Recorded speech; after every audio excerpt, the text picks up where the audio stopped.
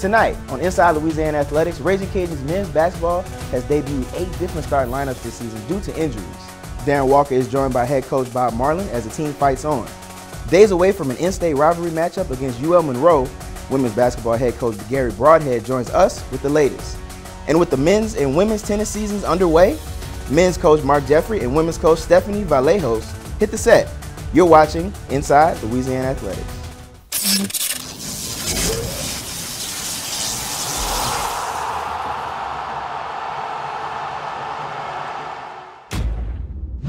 Welcome to Inside Louisiana Athletics. A lot to get to tonight, so we begin on the hardwood. Unfortunately, the men's basketball team falling in both of their games with UT Arlington and Texas State last week.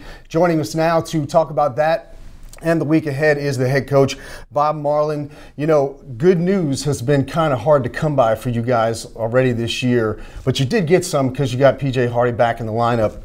Unfortunately, you lost due to the flu, and so I guess my question for you is, you know, when you're getting ready for these games, and are you just kind of waiting for something, you know, negative to happen every time you're preparing? It certainly has seemed that way at times. During the other night, we did find out that Cedric Russell wasn't going to be able to play in the game, and that was another setback. But since we lost Malik Wilson at the App game, we've lost 4 in a row. And to be honest, our guard play, getting PJ back has helped, but our guard play has just not been what it needs to be. Right.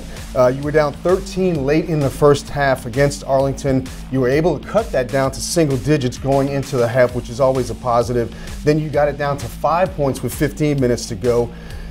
But it just wasn't enough, and I guess my point is the team's able to produce, but kind of only in spurts.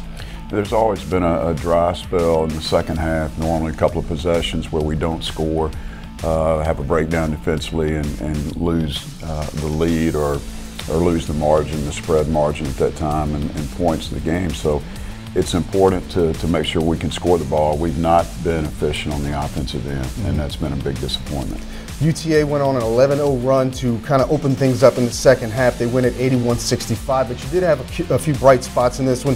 Jalen Johnson with 23 points. Tyrus Smith added his first career double-double. And Chris Spinku, who's kind of been forced into action, also gave you some time and some points off the bench. Yeah, Chris was effective for us off the bench, did a nice job, rebounded the basketball and scored the ball. And in the second game, we were able to come back with Duguay was able to play a little bit and give us something. And Christian Lafayette came in off the bench and gave us some good minutes too. So we need everybody on the roster every night. Right.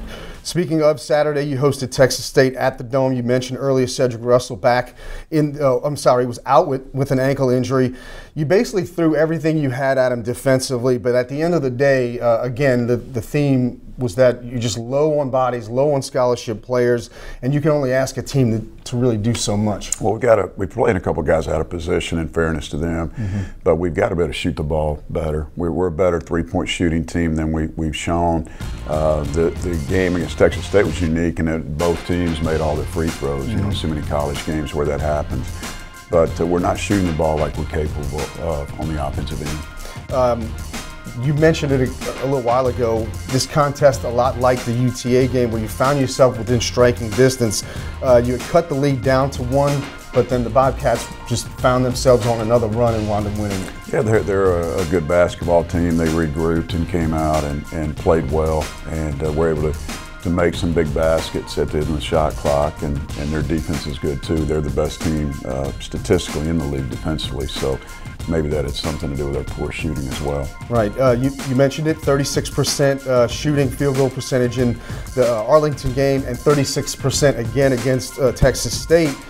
And I'm thinking if you can get that up 7 to 10 percentage points, you're going to find yourself right there within striking distance when the game's on the line. Certainly can, and we got to increase that. It's got to be up in the mid-40s and 50%, but we're just not shooting the ball and scoring offensive like we have. It's a nationwide trend. A lot of the scoring is down in college basketball, but with us, we've averaged 80-plus points, and we're not able to manufacture that type of firepower with this year's team. So how do you and your staff, it's something that needs to be addressed, but at the same time you don't want to make it something that you're addressing. So how do you get better at shooting? Well, you just work at it every day. Our guys shoot every day. They shoot the ball really good in practice, and we just got to have a breakout game. We'll get some confidence going. We know Jalen and PJ are capable of stringing off multiple three-point shots, Cedric, and we've got to put them in position to do that and keep working. Our coach has done a great job game planning. Scouting's been spot on, and we've given ourselves an opportunity in the second half of these games, and we just got to keep plugging and looking forward to the one coming up this weekend. So it sounds to me, judging by the answer you just gave, that I guess the psyche of the team is not, really damaged. They're still working hard. They're still playing hard, doing the right things. Yeah, absolutely. We were excited to come home because this was a 2-3 game homestand, and we'd been on the road. We got beat up a little bit in Georgia after playing really well at App, but hopefully we can get one of our guards back here this week, and we'll start playing better. Right, you do, like you said, only have one game this week, no Thursday game, but only a Saturday game with Monroe coming to town. So I guess that's got to help you guys as far as maybe getting a couple of guys back. Yes, we're looking forward to a couple days off with just treatment and weights, and then we'll get back into practice here and should be able to get a guy back. We're keeping our fingers crossed, but hope to hear some good news later in the week. All right, thanks, Coach, for the time. As always, two hungry teams for sure playing on Saturday at the Cajun Dome. Next on Inside Louisiana Athletics, days away from an in-state rivalry matchup against UL Monroe, women's basketball head coach Gary Broadhead joins us with the latest. Where's the party at? It's going down now. We getting there. Party people, throw your hands in the sky.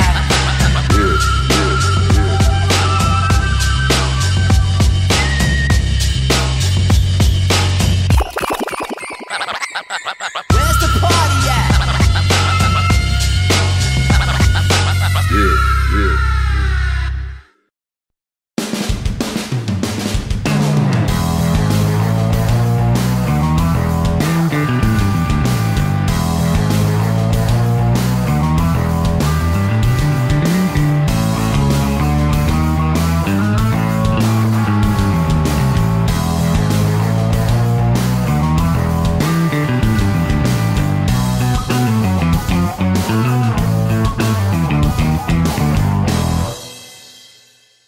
If you're happy and you know it's Zydeco.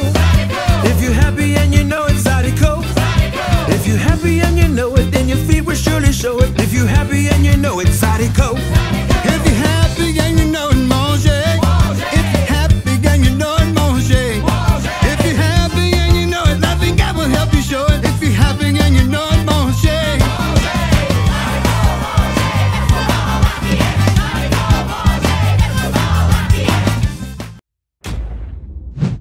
Welcome back to Inside Louisiana Athletics. Time now to talk a little women's basketball. The Ragin Cajuns 11-6 on the young season and 4-2 in conference play. Joining us now to talk about that and a lot more is the head coach, Gary Broadhead. Coach, let's talk about your two games last week. You started in Arlington with one of these 11:30 in the morning tip-offs. It was the education game, like you just said, several thousand screaming youngsters there. You had kind of a rough start in this one, only 8 points in the first quarter, and then you found yourself in the second and third quarter really falling behind by a lot, and you just never could get things going. Yeah, we couldn't. We had a hard time guarding their half-court offense. They were scoring, and we weren't.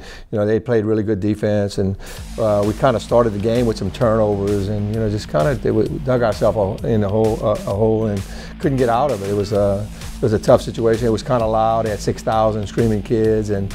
But yeah, we just the whole game, the Benson kid, I think she ended up with 30 points, so she was very effective, and that was our game plan, was to try to slow her down, but we didn't have an answer. Yeah, and some of the things that you pride yourself on defensively with forcing turnovers, getting some steals and rebounds, those numbers were quite low for you guys. Yeah, I tell you what, they were very, very aggressive, knowing that the Benson kid, they needed to get going, so they really were getting her some touches. And let me tell you what, in the full court, when we tried to even press them a little bit, she was handling the ball. She had a complete game, with almost a double-double, and I think maybe with 8 rebounds. So, it's like one of those games, and then a lot of we couldn't get to the free throw line. You know, usually that's a big thing for us is getting to the free throw line and getting some free throws out of it. We just couldn't, you know, and so we had to settle on, you know, on some tough shots. Jamira Mathis, though, one of the bright spots in this one, she did have 13 points in this game,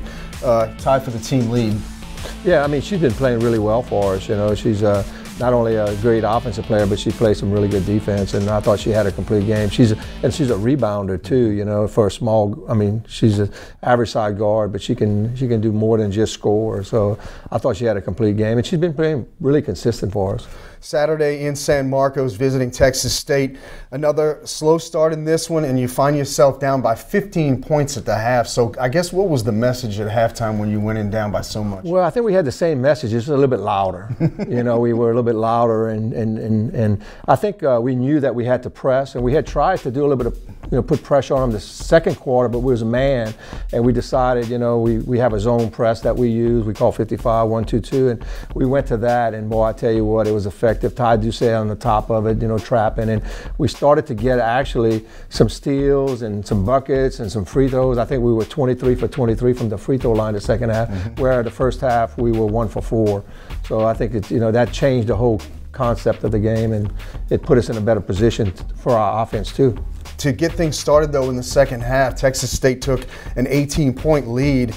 And, you know, obviously things were not looking good at that point, but you guys really put a great third quarter together. 29 points in the third quarter, 23 in the fourth quarter, and you complete the largest come-from-behind victory since March of 2017, which ironically came against Texas State as well. Yeah, I tell you what, you know, it was, you know, the adjustments we made, the kids really bought into it, and, you know, it's what they're good at. You know, we recruit kids that can press, you know, and I think, you know, them buying into it. And then, you know, as the last few games on the road that we have really been in, it's because of free throws. You know, we're knocking down free throws. I think we're 9th in the country right now in amount of free throws being shot and made. So I mean, you know, it's what our DNA is about, is being aggressive and try to get that, you know, try to get to the line. You mentioned Ty Ducey. She had 22 in this one. Skylar Goodwin also chipped in 20. Brandy Williams with 15, really kind of kick-starting the comeback. Yeah, I tell you what, in the first half, you know, Ty was really shooting the ball well, but we couldn't get enough touches for her, and Brandy didn't. You know, Brandy was just kind of, she was being very passive, and we got on both of them really hard at halftime. And I tell you, they came out and they just were really aggressive, you know. And I think it helped to be able to you know, make some steals and some turnovers to get them going. Right. I was just about to say the same thing. You can't have a win like this without doing some hard-nosed defense and having some of those little things. You forced 19 Texas State turnovers and 11 steals. Yeah, and you know, again, you know, you got to give it to the kids. You know, we work hard at the pressing and stuff. Matter of fact, we did that this morning again, and you know, went through some walkthroughs, watching film, and seeing some of the mistakes that we did make on it and how we can improve it. But you know, they did bought into it. You know, and I think that's our DNA, is that, you know, we want to make people play faster and out of control, and I think we were real successful that second half. How nice is it for you as a head coach to have this kind of win in your back pocket, you know, moving forward, to say, hey, we've been here before and we can do this again? You know, for 8 years, I've always had teams that are able to have, actually, I think we played better with our backs against the wall. And to see this team, because we didn't do it last year, we couldn't have completed this game last year, and this year to see the experience that they had and the fight that they had to come back really feels good, because when you get into tournaments and stuff like that, you know, especially conference tournaments, it sometimes you know, not playing well, and you got to find a way to win. No doubt. Next up, Arkansas State on Thursday. The Red Wolves had won 4 games in a row before they played Arkansas Little Rock on Saturday. This is always a tough game when you two get on the floor. It really is, you know, and it's usually a home court advantage, you know, and I'm glad we have them here this year. But, you know, with the new coach and Coach Daniels, he does a good job. I was able to coach against him when he was at Central Arkansas. He runs that 1-3-1 zone better than I've seen anybody run. You know, he did do a good job. So we got to get prepared for them, and it'll be a tough game. And what about the fact that 6 of your next 7 are at home, and you include Monroe next Saturday as well? So 6 of the next 7 at home. That's got to be really good to know that you're playing in your own house and have a chance to make a little run. Yeah, the only thing that kind of gets scary now is we hadn't played here so long that are we going to be used to it? You know, we were starting to get used to being on the road. I know coming back Saturday, night we took we had to take a detour because of roads being closed, and we hadn't been home so long we lost our way. It was hard to find a way to come back, but no, it's good to be back home. I think our kids are excited, especially that we're starting classes and all that. It's a perfect time to be back home. All right, thanks a lot, Coach, for the time. We'll see you next week. Thank you. Coming up next on Inside Louisiana Athletics, Mark Jeffrey, in his 12th season as the men's tennis head coach, sits down with Caitlin Johnson.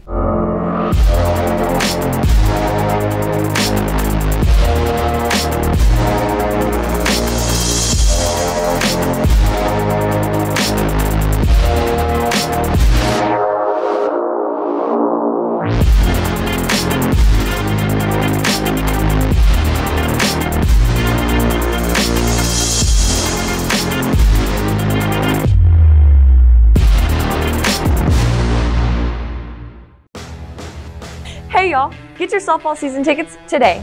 Head coach Jerry Glasgow and his crew are back after a 52-6 season last year. We have our season opener February 7th versus Ball State, and exciting games all year round, including the one versus LSU right here in Lamson Park on February 15th. You don't want to miss this, so get your season tickets today at RaginCajuns.com/SBTix. We can't wait to see you there. Go Cajuns!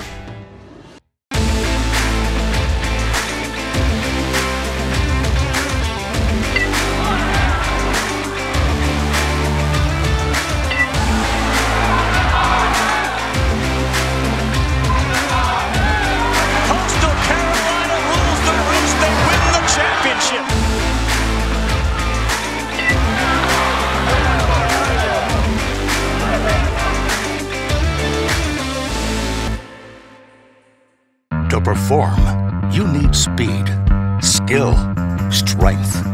With every muscle, every move, you push your body to reach its full potential. But sometimes you just can't push through the pain. That's when you know it's time to address it. So when injury puts you on the sidelines, trust us to get you back in the game. Lourdes Sports Care, the team behind your team.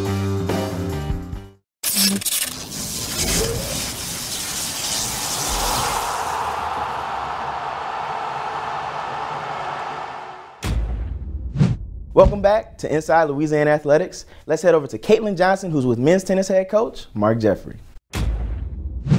Caitlin Johnson here alongside men's tennis head coach Mark Jeffrey. So why don't you tell me a little bit how you got started with tennis? Oh, it's a long story, but I was fortunate enough growing up in Sydney, Australia. At the time, back in the in the 80s there, it was one of the strongest sports, and tennis was probably, Australia-wise, it was one of the strongest in the world in tennis. So I was fortunate enough to grow up under the tutelage of Charlie Hollis, who coached several #1s in the world. Coached Rod Laver from when he was a little boy, Mal Anderson, and Roy Emerson. So those guys have some of the most slams in history. So I was fortunate enough to grow up under him. And that really was the catalyst for me at an early age to succeed. I felt like I did fairly well. By the time I was 18, I'd played in 4 Grand Slams. I'd been traveling the world. Lucky enough, I had a tennis court in my own backyard to help me with that.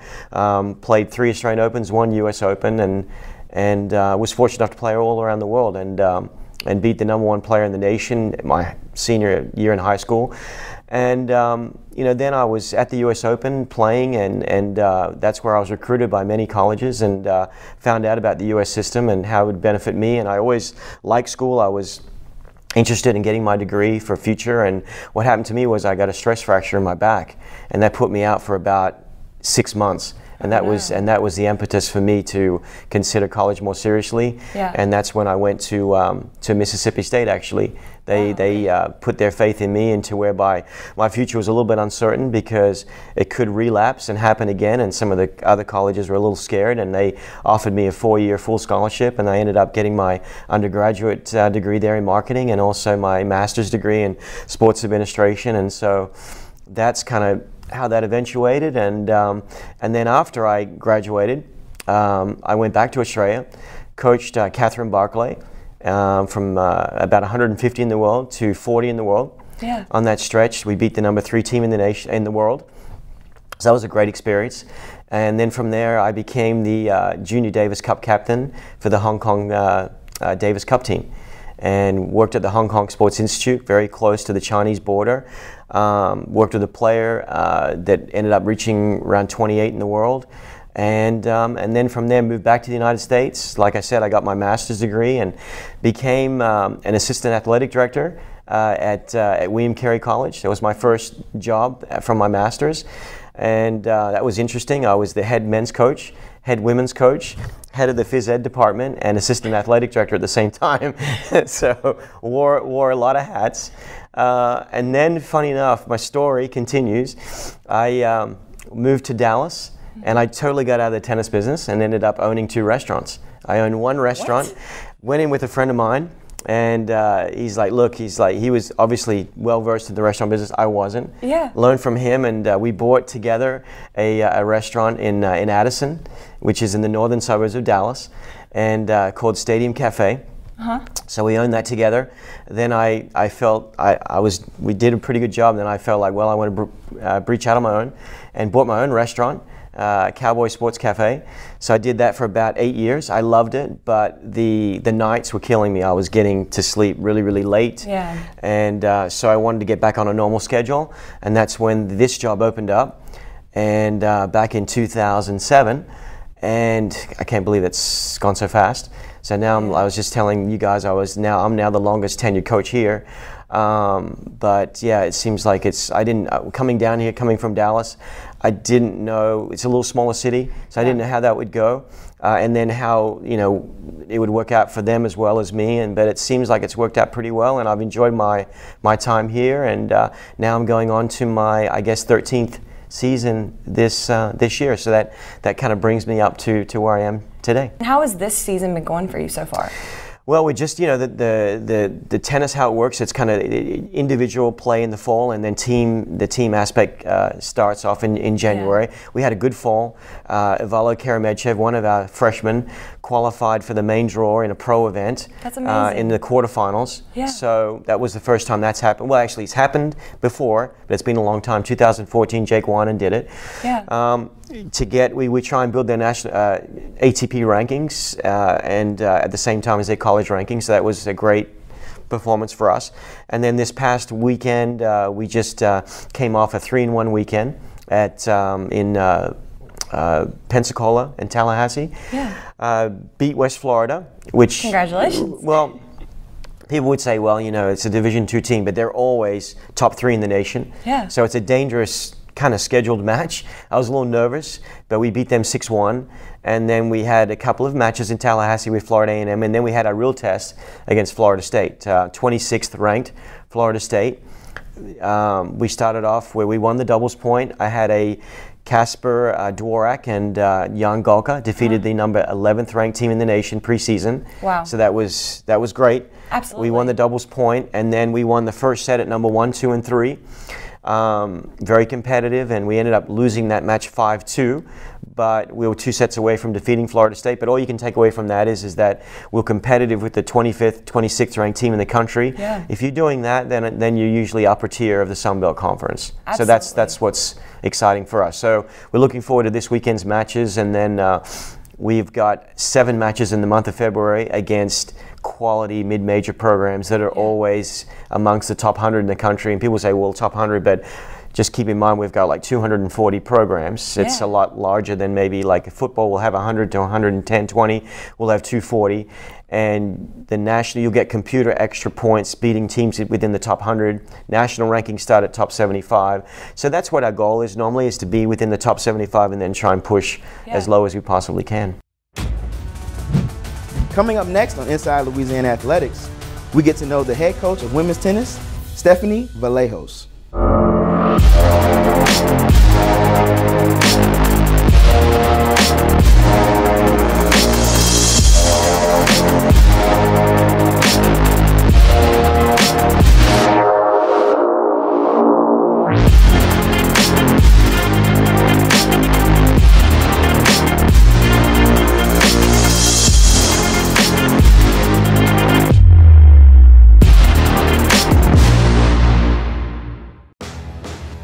Hey y'all, get your softball season tickets today. Head coach Jerry Glasgow and his crew are back after a 52-6 season last year. We have our season opener February 7th versus Ball State, and exciting games all year round, including the one versus LSU right here in Lamson Park on February 15th. You don't want to miss this, so get your season tickets today at RaginCajuns.com/SBTix. We can't wait to see you there. Go Cajuns!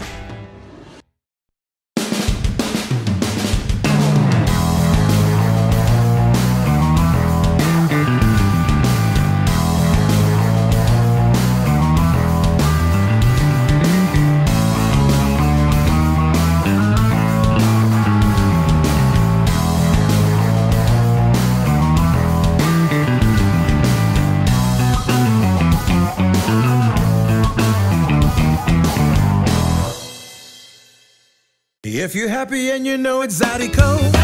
If you're happy and you know it's Zydeco.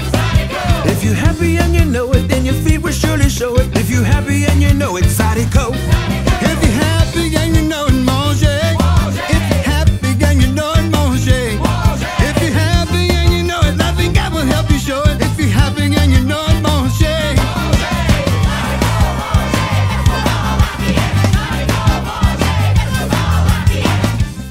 The Learfield IMG College Directors Cup, the highly recognized mark of distinction in college athletics across all divisions, both men's and women's sports. Follow your favorite team's pursuit for excellence in this prestigious annual award through thedirectorscup.com, USA Today, or L Directors Cup on Twitter. Learfield IMG College Directors Cup, the crowning achievement in college athletics since 1993.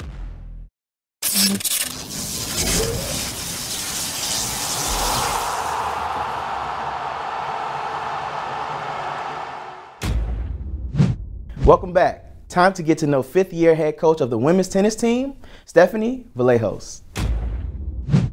Hi, I'm Stephanie Vallejos, your Ragin Cajun women's tennis coach. When I was a little kid, I think I was probably 9 or 10 years old, and I was on the tennis court with my dad and my older brother. My dad asked me while I was sitting on the sidelines if I wanted a chance to maybe get some practice in that day, and I tried, and I never stopped. I played every day since then and started competing. An average day for me, I mean, it's tennis all the time, I guess. I know I need to take a mental break every once in a while, but it's so hard to do that, especially when we have a very international group of girls coming in from all over the world. The sacrifice that they make to be able to come here and participate and compete for us here, balancing their school and everything, it's hard for me to take my focus away from that. And I want to try and put as much effort into working for them as they do for us here. So, you know, we start our morning. Immediately when I wake up, I'm like, what is my to-do list and how can I get the quickest to practice? Because that's obviously, it's a stress reliever for us to be out on court. Just stepping on court for us is fun. Our players are working hard, so it keeps me very focused on what needs to happen there. I would say to try and remove yourself from the point every once in a while and not take every mistake so hard. I realize that it's very difficult to do, and in an individual sport you get a lot of players who are just perfectionists because you are going to succeed and fail on your own when you're growing up in the sport. When you get to college tennis, it's definitely more a team event, a team competition for us, and so to really look at the big picture through your practices, through your training, as you go out to compete, look at the big picture and at least try and focus on a little bit of positive and progress along the way, even if not every day turns out the best for you. Thank you for watching another episode of Inside Louisiana Athletics. I'm Marcel Johnson. See you next week.